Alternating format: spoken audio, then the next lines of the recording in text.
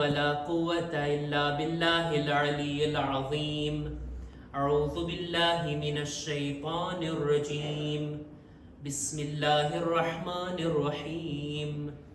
الحمد لله الذي جعل الحمد مفتاحا لذكره وسببا للمزيد من فضله ودليلا على آلائه وعظمته. ثم الصلاة والسلام والتحية والإكرام على خير خلقه وأفضل بريته حافظ سره ومبلغ رسالاته الذي سمي في السماء بأحمد وفي الأرض بأبي القاسم محمد.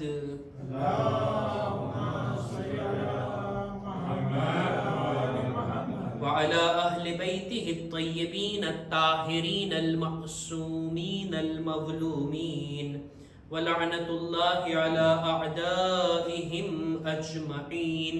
أما بعد فقد قال إمامنا أبو جعفر محمد بن علي عليهم السلام: وعودوا أنفسكم الخير وكونوا من أهله تعرفوا فإني بهذا آمر ولدي وشيعتي. صلوات پر محمد وآل محمد.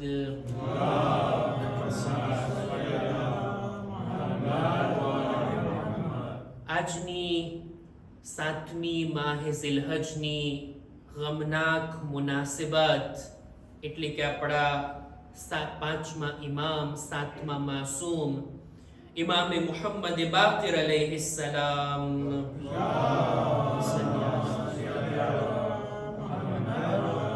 એમની અઝાદારી મનાવવા માટે, એમની યાદ મનાવવા માટે આપણે બધા જમા થયા છીએ. એક ખરો મુમિન, અલ્લાહનો બંદો, એના દિલની અંદર કોઈ એવી મુનાસિબત, એવા દિવસોનો એક અહેસાસ પેદા થવો જોઈએ. મુમિનના દિલમાં એક અહેસાસ હોવો જોઈએ કે અત્યારે હું કયા સમયમાં છું. અલ્હમ્દુલિલ્લાહ આપણે બધા અત્યારે એક સારી જગ્યા ઉપર બેઠા છીએ અને એ છે ફરશે અઝા. એનો પણ આપણા દિલમાં એક અહેસાસ હોવો જોઈએ કે અત્યારે હું ક્યાં બેઠો છું. સાથોસાથ આ સમયનો પણ આપણને અહેસાસ થવો જોઈએ અત્યારે આપણે કયા દિવસો અને રાતોમાં છીએ. સૌથી પહેલા તો શબે જુમા છે, આવતીકાલે જુમાનો દિવસ. સાથોસાથ માહે ઝિલહજના શરૂઆતના 10 દિવસોના આ દિવસોની અંદર આપણે છીએ, શરૂઆતના અશરાની અંદર આપણે છીએ. માહે ઝિલહજના પહેલા 10 દિવસ એનું ખાસ મહત્વ છે, એની ખાસ અઝમત છે. એ દિવસોમાં આપણે છીએ. આવતીકાલે આપણા 5મા ઇમામની શહાદત, એના પછીના દિવસે યૌમે તરવિયા 8મી માહે ઝિલહજ. એ દિવસ છે કે જ્યારે ઇમામે હુસૈન મક્કાથી કરબલા તરફ રવાના થાય છે. ત્યારબાદનો દિવસ અરફાનો દિવસ અને સાથોસાથ જનાબે મુસ્લિમ ઇબ્ન અકીલની શહાદત. આ દિવસો એ દિવસો છે કે જ્યારે અલ્લાહના મહેમાનો, હાજીઓ ખાને કાબાની આજુબાજુમાં ઇહરામ પહેરવાની, લબ્બૈક અલ્લાહુમ્મા લબ્બૈક કહેતા હજના અરકાનની તૈયારી કરી રહ્યા છે. એવા સમયની અંદર અત્યારે આપણે બધા છીએ. ખાલી આ સમય આપણને યાદ રહે ને તો પણ ઘણી મોટી વાત. જો ઇબાદતો કરવાનો મોકો ના મળે, જો દુઆઓ પડવાનો મોકો ના મળે, દિલમાં અહેસાસ તો રાખીએ કેવા દિવસોમાં, કેવી તારીખોની અંદર અત્યારે આપણે બધા છીએ. આજની મજલિસમાં 5મા ઇમામનો જિક્ર કરવો છે. આપણા 5મા ઇમામ, એમની વિલાદત હતી 1 રજબ હિજરી સન 57માં. એમની શહાદત છે 7 માહે ઝિલહજ હિજરી સન 114 ની અંદર. 57 વર્ષની ઇમામની કુલ ઉમ્રે મુબારક. અને જ્યારે 57 હિજરીમાં ઇમામની વિલાદત થઈ તો બેશક કરબલાના બનાવમાં ઇમામ 3 થી 4 વર્ષના 3.5 વર્ષની ઉંમરમાં તેઓ મૌજૂદ હતા. આપણા પાંચમા ઇમામ એમના ઇલ્મ વિશે ઘણી વાતો બયાન કરી શકાય, એમના લોકોની ઇસ્લાહ કરવાની જે કોશિશો હતી એમનો જિક્ર કરી શકાય. મારા નોટની અંદર જોઈ રહ્યો હતો, આટલા વર્ષોથી આ મુનાસબતની મજલિસો પડું છું, વિચાર્યું કે એવી વાતને બયાન કરું કે જે અત્યાર સુધી ઓછી બયાન થઈ હોય અને જેનો જિક્ર આપણે ઓછો કર્યા હોય. એટલે જ એક વાક્ય આપણે બધા સાંભળ્યા હોઈએ છીએ, ખાસ કરીને ઇમામની વિલાદતના મોકા ઉપર આ બયાન થતો હોય કે ઇમામના એક મશહૂર સહાબી છે જેનું નામ છે અબુ બસીર. અબુ બસીર થી ઘણી બધી riવાયતો છે આપણા પાંચમા ઇમામની. અબુ બસીર પોતે બયાન કરે છે કે પાંચમા ઇમામની સાથે હું મસ્જિદમાં દાખલ થયો અને ઇમામ મારી સાથે સાથે હતા, એક ખૂણામાં જઈને બેસી ગયા. ઇમામે મને હુકમ આપ્યો કે અત્યારે મસ્જિદમાં કેટલા બધા માણસો છે, લોકો આવે છે ને જાય છે, એમનાથી સવાલ કરતો કે પાંચમા ઇમામ ક્યાં છે અત્યારે. અબુ બસીર કહે છે જે મને મળતું બધાથી પૂછતો, પાંચમા ઇમામને જોયા? ઇમામે બાકીર ક્યાં છે? પાંચમા ઇમામ અત્યારે કઈ જગ્યાએ છે? બધા લોકો નામાં જવાબ આપે છે કે છે અમને ખબર નથી, અમે નથી જોયા. જો કે અબુ બસીર કહે છે મેં મસ્જિદમાં ઇમામની સાથે હું દાખલ થયો, ઇમામ મસ્જિદમાં હતા, લોકો એમને નહોતા જોઈ રહ્યા. એવામાં જ એક સહાબી દાખલ થાય છે મસ્જિદમાં, અબુ હારૂન મકફૂફ. અબુ હારૂન એની કુનિયત, મકફૂફ એ નાબીના હતા, એ જોઈ નહોતા શકતા. ઇમામ અબુ બસીરને કહે છે આનાથી પૂછતો કે પાંચમા ઇમામ ક્યાં છે? એટલે તરત અબુ હારૂન જવાબમાં કહે છે પાંચમા ઇમામ અહીંયા જ મસ્જિદના ખૂણામાં બેઠા છે. અબુ બસીર કહે છે હું બહુ અજબ થયો, મૌલા આંખ રાખવા વાળા તમને ના જોઈ શક્યા અને આ નાબીના માણસને તમારો હુઝુર, તમારી હાજરી મહેસૂસ થાય છે. અબુ હારૂન થી જ સવાલ કર્યો કે આ બધાને ઇમામ નથી દેખાતા અને તને કેવી રીતના જાણ થઈ ઇમામ અહીંયા મોજૂદ છે? અબુ હારૂન કહે છે ઇમામ એવી નૂરાની હસ્તીનું નામ છે કે જેમના વજૂદને ભલે આપણે જોઈ ના શકતા હોય, એમના વજૂદને મહેસૂસ કરી શકાય. અને મેં અત્યારે જોયું મસ્જિદની અંદર ઇમામ મોજૂદ છે. અબુ હારૂન મકફૂફ ઇમામને જોઈ લીધા. ઇમામ આ વાતથી, આ બનાવથી અબુ બસીરને કંઈ શીખાડવા માંગે છે. અબુ બસીરની સાથે આપણને પણ કંઈક શિખામણ આપવા માંગે છે. ઇમામ હાજર હોય કે ગાયબ, ઇમામ દેખાતા હોય કે ના દેખાતા હોય, ઇમામની હાજરી મહેસૂસ થવી જોઈએ. આ એક શિયાની જવાબદારી. અત્યારે ઇમામ આપણી નજરોથી ગાયબ છે, પણ એનો મતલબ એમ નથી કે ઇમામ હાજર નથી. ઇમામ દરેક જગ્યાએ છે. આપણે ઇમામના હુઝુરમાં છીએ. મને ઇમામની હાજરી મહેસૂસ થાય છે કે નહીં? મને મારા દિલમાં એવો અહેસાસ થાય છે કે નહીં કે મારા ઇમામ મારાથી ગાફિલ નથી, અજાણ નથી? આ વાક્યો તો આપણે સાંભળેલા. આ જ બેઠકમાં, આ જ જગ્યા ઉપર ઇમામની ખિદમતમાં આફ્રિકાથી અમુક લોકો હાજર થાય છે, ઇમામની સાથે ગુફ્તગુ કરે છે, બેસે છે, વાતચીત કરે છે. એવામાં જ આફ્રિકાના એક મુઅમિનની વાત નીકળી, એનો જિક્ર થયો, જેનું નામ હતું રાશિદ. એની જ્યારે વાત નીકળી એટલે તરત ઓલા આફ્રિકાનો માણસ આવ્યો ઇમામની ખિદમતમાં. એને ઇમામની ખિદમતમાં જાણ કરી, મૌલા ઓલો તમારો ચાહવા વાળો રાશિદ એ મજામાં છે, એને તમને સલામ કીધા છે. ઇમામ જ્યારે સાંભળ્યા એટલે ઇમામ આ રીતના દુઆના શબ્દો કીધા, રહિમહુલ્લાહ, ખુદા એના ઉપર રહેમત નાઝિલ કરે. ઓલા આફ્રિકાના લોકો અજબ થઈ ગયા. સામાન્ય રીતે રહેમતની દુઆ કોના માટે કરવામાં આવે? જે લોકો આ દુનિયાથી ચાલ્યા ગયા હોય. ઓલા લોકો અજબ થઈ ગયા, મૌલા શું રાશિદ ગુજરી ગયો, એનો ઇંતકાલ થઈ ગયો? ઇમામ કહે છે હા, એ દુનિયાથી ચાલ્યો ગયો છે, એટલે જ અમે એના માટે રહેમતની દુઆ કર્યા. ક્યારે એનો ઇંતકાલ થયો? ઇમામ જવાબમાં કહે છે તારા વતનથી નીકળ્યાના 2 દિવસ બાદ રાશિદનો ઇંતકાલ થઈ ગયો છે.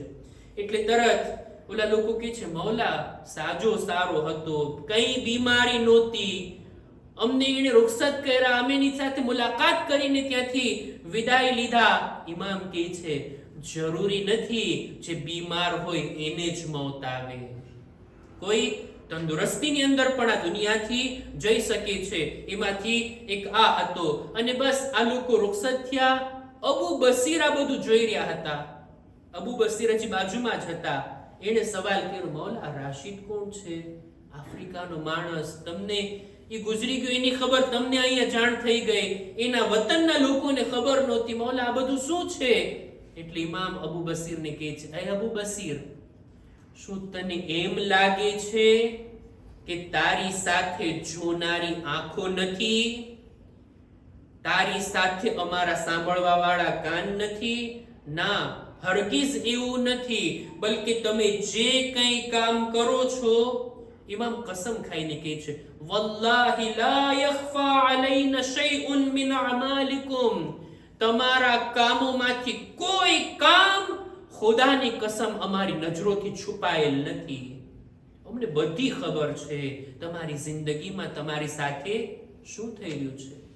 તમારા બધા કામો અમારી ખિદમતમાં હાજર થાય છે. ઇમામ ભલામણ પણ કરે છે.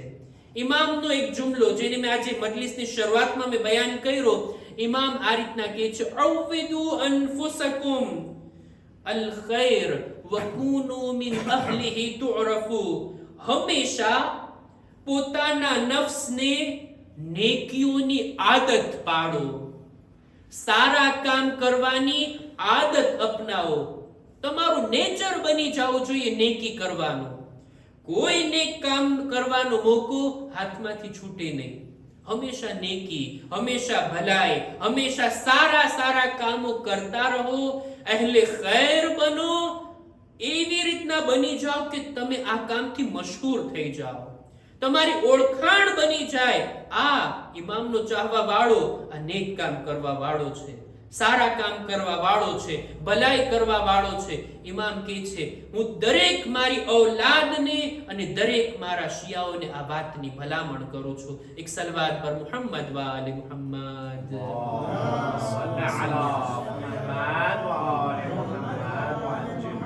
ઇમામ આ રીતના પોતાની ઔલાદને પણ ભલામણ કરતા, પોતાના શિયાઓને, કે સારી આદતો, સારા કામની આદત ઇન્સાનની જિંદગીમાં હોય.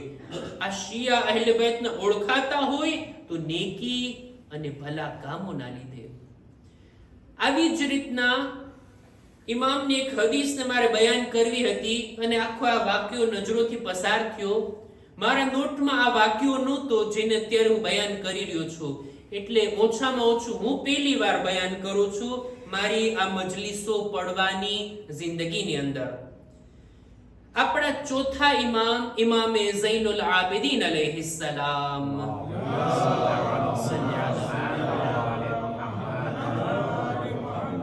વાક્યો એમના જમાનાનો છે પણ હદીસ આપણા પાંચમા ઇમામની.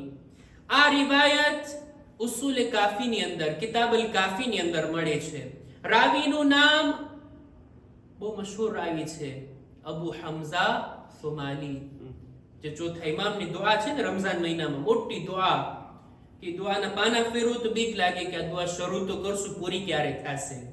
આટલી લાંબી દુઆ અબુ હમઝા સિમાલીને આપણા ચોથા ઇમામે શીખાડી હતી.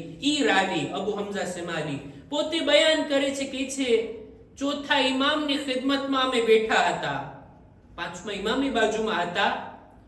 એવામાં એક માણસ દાખલ થાય છે, આવીને ઇમામની ખિદમતમાં એક અજીબ વાત કહે છે. આવીને કહે છે, મૌલા, મારી જિંદગીમાં એક મારો ઐબ છે, મારી એક ખામી છે, મારી અંદર એક ખોટ છે, અને તે આ કે ઇન્ની મુબતલમ બિન નિસા ફઅઝની યૌમન વ અસૂમ યૌમન. મારી જિંદગીમાં એક ગુનાહ જેને હું વારંવાર કરું છું, અને તે છે ઝિના. વારંવાર ઝિના કરું છું, औरतोની સાથે નાજાયઝ સંબંધ બાંધું છું. પણ મૌલા, એક બીજી વાત પણ તમને કહું, જે દિવસે ઝિના કરું બીજે દિવસે હું રોજો રાખી લઉં છું. દર ફેરે આ ગુનો, ત્યારબાદ તરત જ રોજો. એ મૌલા, શું આ એનો કફારો લેખાશે? આ ગુનાહ કર્યો એ ધોવાઈ જશે?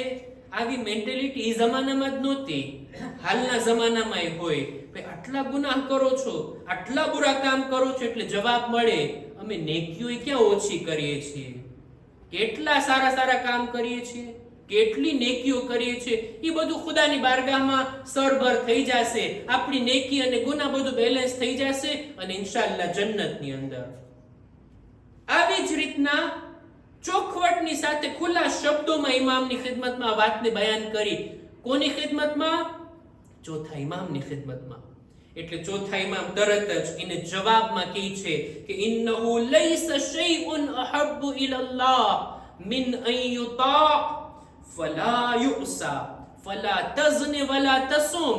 ખુદાની નજરમાં સૌથી મહેબૂબ કામ ઈ છે કે બંદો અલ્લાહની ઇતાઅત કરે, ખુદાના હુકમનું પાલન કરે, ખુદાની બંદગી કરે અને કઈ નાફરમાની, ગુનાહ અને માસિયત ના કરે. કોઈ બંદો આમ કરતો હોય ને, ઈ બંદો ખુદાને મહેબૂબ છે.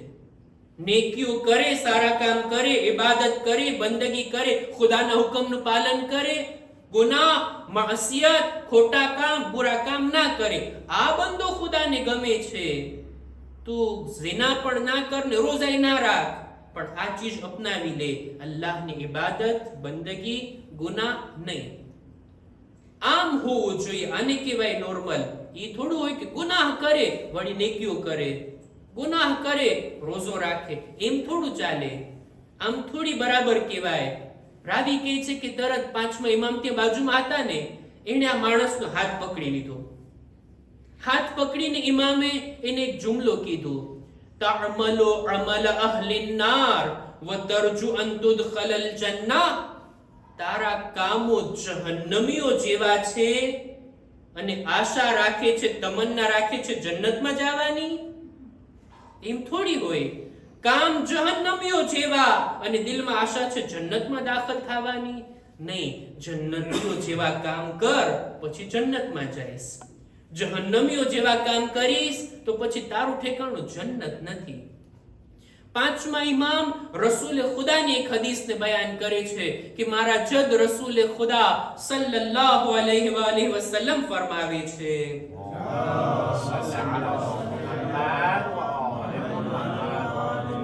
કે કયામતના દિવસે એક કોમને લાવવામાં આવશે. એ લોકોની નેકીઓ કેટલી હશે? તિહામા નામનો એક મોટો પહાડ છે કે છે, એક મોટા પહાડ જેટલી નેકીઓ, એટલી હસનાત, એટલા સારા કામોને લઈને આવશે. પણ ખુદાનો હુકમ થશે કે આને મોકલો જહન્નમમાં, આને દાખલ કરો જહન્નમની અંદર. એટલે તરત જ સવાલ કરવામાં આવશે કે આ તો આટલી નેકીઓ લઈને આવ્યા, આટલા સારા કામો લઈને આવ્યા. એટલે રસૂલને જવાબ આપવામાં આવશે કે બરાબર છે, આટલી નેકીઓ લઈને આવ્યા. આ લોકો નમાઝો પણ પડતા, રોઝા પણ રાખતા, નમાઝે શબના પણ પાબંદ હતા, બધું બરાબર, નેકીઓ કરવામાં નંબર 1. પણ જ્યારે ગુનાહનું કામ સામે આવતું ને એટલે દોડતા, ગુનાહના કામને વળગી જાતા, ગુનાહ કરવામાં પણ પાછળ નહોતા રહેતા. આવા લોકોનું ઠેકાણું જહન્નમ છે. ઇમામ આ રીતના સામેવાળાને બયાન કરે છે. ઇમામ આ હદીસ વડે આ પૈગામ આપવા માંગે છે, ફક્ત આ માણસને જ નહીં, આવનારા તમામ લોકોને. જો ઇબાદતો ઓછી થાય વાંધો નહીં, ફક્ત વાજિબાત અદા થાય છે, મુસ્તહબ કરવાનો મોકો નથી, એટલી આપણી પાસે સમય નથી, એટલી તૌફીક નથી મુસ્તહબાતની, વાંધો નહીં. પણ કોશિશ કરી ગુનાહ ના થાય, માસિયત ના થાય. નહીતર કોઈ માણસ ગુનાહ કરતો જાય, નેક કામ કરે, નેક કામ કરે પાછું ગુનાહ કરે, ગુનાહ નેક કામ, આ રીતના હશે, એ નેકીઓ તો બરબાદ થશે અને પોતે પણ ગુનેહગાર બાકી રહેશે. આની મિસાલ હદીસોની અંદર કંઈક આ રીતના આપવામાં આવી, એને બયાન કરીને વાતને પૂરી કરું. હદીસોમાં છે, જે મેં અર્ઝ કર્યું ને, નેકીઓ ફક્ત વાજિબાત થાય, નેકીઓ ઓછી થાય વાંધો નહીં, પણ ગુનાહ એક પણ ના થવા જોઈએ, ગુનાહ જિંદગીમાં ના હોવા જોઈએ. નહીતર ઇન્સાન નેકીઓ કરતો જાય જાણે એમ કે જન્નતમાં પોતાના માટે મહેલ બનાવી રહ્યો છે, એક ઇમારત બનાવી રહ્યો છે. પણ જેવો ગુનાહ કરે આ જેટલું બનાવ્યું બધું પછાડી દે છે. કોઈ એવા મકાનની કલ્પના કરો જોઈ કે જે મકાનની ઈંટો રાખવામાં આવે, દીવાલ ઉઠાવવામાં આવે, પછાડી દેવામાં આવે, વળી પાછું નવેસરથી શરૂ કરે, પાછું તોડી પાડવામાં આવે. આ બિલ્ડિંગ ક્યારે ચડવાની છે? આ ઇમારત ક્યારે ઊંચી ઉઠવાની છે? હરગીઝ નહીં. બનાવતો જાય છે ને પછાડતો જાય છે. પણ કોઈ માણસ થોડીક નેકીઓ કરે, થોડી નેકી કરે, પણ એ નેકીને બચાવતો રહે, એને સંભાળતો રહે. આ દીવારને તોડતો નથી, પછાડતો નથી, ભલે ધીમે ધીમે ચડાવે છે. એક દિવસ આ ઇમારત ઊભી થઈ જશે, એક દિવસ માણસ આગળ વધી જશે, એક દિવસ માણસ ખુદાથી નજદીક થશે. પણ ગુનાહ ઇન્સાનને ખુદાથી દૂર કરે છે. બસ અઝીઝો, વાતને અહીંયા જ અટકાવો. પાંચમા ઇમામે ઘણી હદીસોની અંદર, ઘણા મોકાઓ ઉપર લોકોને અલ્લાહની ઇતાઅતની તરફ રહેનુમાઈ કરી છે. કે જે કોઈ અલ્લાહનું કહેવું માનતો હોય, અલ્લાહની ઇતાઅત કરતો હોય ને, ઈ છે અમારો દોસ્ત. અને જે ખુદાનો હુકમ ના માનતો હોય એ અમારો દુશ્મન છે, એ અમારો દોસ્ત નથી હોઈ શકતો. આપણા પાંચમા ઇમામ હશામ ઇબ્ન અબ્દુલ મલિકના ઝરિયાથી મખ્ફી તौर પર ઇમામને મસમૂમ કરવામાં આવ્યા. ઝાલિમના હુકમથી ઘોડાની ઝીન ઉપર ઝહેર રાખવામાં આવ્યું અને ઇમામને એના ઉપર બેસાડવામાં આવ્યા અને આ રીતના ઇમામને મસમૂમ કરવામાં આવ્યા. 3 દિવસ સુધી ઇમામ ઝહેર આલુદ હાલતમાં, બીમારીની હાલતમાં, એવી રીતના કે ઝહેરનો અસર ઇમામના બદન ઉપર થઈ ગયો અને ઇમામ હવે વસિયતો કરે છે. પાંચમા ઇમામના મસાઇબ તો હું શું પડું? દરેક મુસીબતનો અંત તો કરબલા હોય ને. પાંચમા ઇમામ પોતે કરબલામાં હાજર હતા, પોતે કરબલાની મુસીબતોને નજદીકથી, નજરોથી જોયા. વિચાર તો કરો, કરબલામાં નાના બાળકોએ પ્યાસ સહન કરી, એમાં પાંચમા ઇમામ મૌજૂદ હતા. નાના બાળકોને તમાચા લગાડવામાં આવ્યા, પાંચમા ઇમામ આ મુસીબતમાં શરીક. નાના બાળકોને પણ ઊંટ પર બેસાડી અસીર બનાવીને કરબલાથી કૂફા, કૂફાથી શામ, કૈદખાના અને જિંદાનની તકલીફો પણ આપણા પાંચમા ઇમામે વેઠી છે. આપણા પાંચમા ઇમામે જિંદગી ભર આપણા ચોથા ઇમામને કરબલાની યાદમાં રોતા જોયા, રડતા જોયા.